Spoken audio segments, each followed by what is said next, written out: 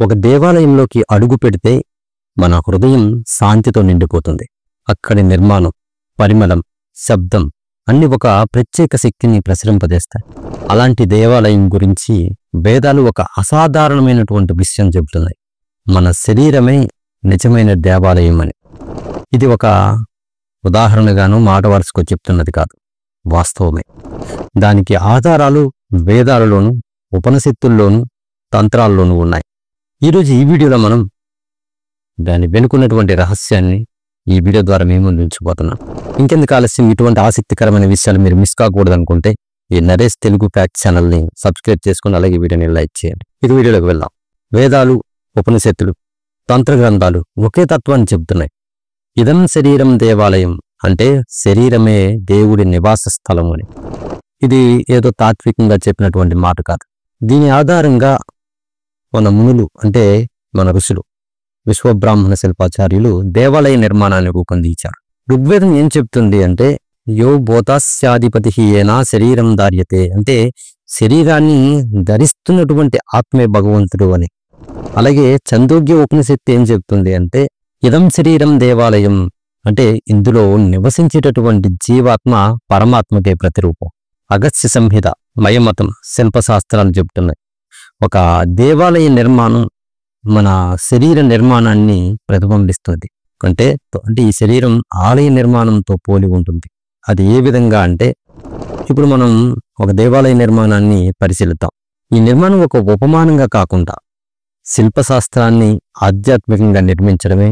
అందుకే మన శరీరం కూడా ఆలయంగా భావింపబడుతుంది. విశ్వబ్రాహ్మణులు ఈ తత్వాన్ని ప్రాచీన కాలంలో ఆలయ నిర్మాణంలో ప్రతిబింబించారు. వారు చెప్తారు, మయబ్రహ్మ శిల్పశాస్త్రం ప్రకారం దేవాలయం అనేది శరీర రూపం అని.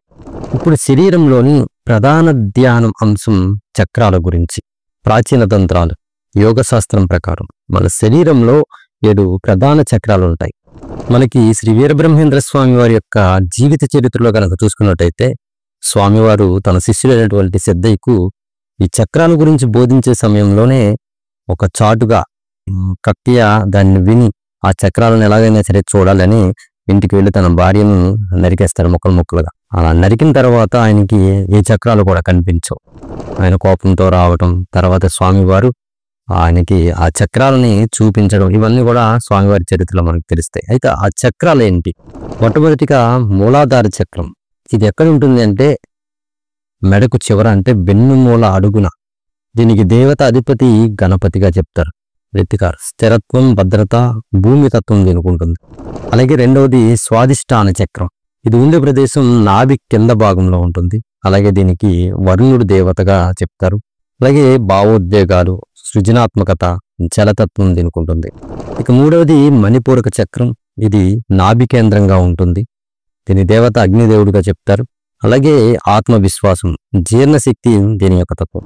ఇక 4 అనాహత చక్రం. ఇది ఉండేటటువంటి స్థానం గుండె ప్రాంతం. వాయుదేవుడు అధిదేవతగా చెప్తారు. ప్రేమ, క్షమ, సానుభూతి. ఇక 5వది విశుద్ధ చక్రం, గొంతు స్థానంలో ఉంటుంది. ఆకాశతత్వం దేవతగా చెప్పబడుతుంది. దీనికి ఉండేటటువంటి లక్షణం కమ్యూనికేషన్. ఇక 6వది ఆజ్ఞా చక్రం, కంటి మధ్య భాగంలో ఉంటుంది దీని స్థానం.